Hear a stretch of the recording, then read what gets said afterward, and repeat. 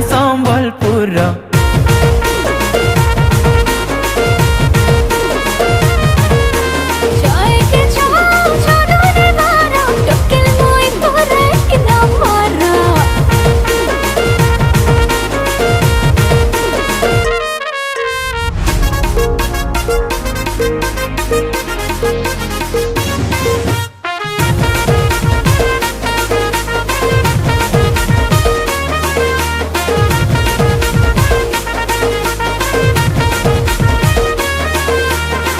वाली सुंदरी तुई मोर हसीना, जानी था मुई तोर हैंडसम दीवाना।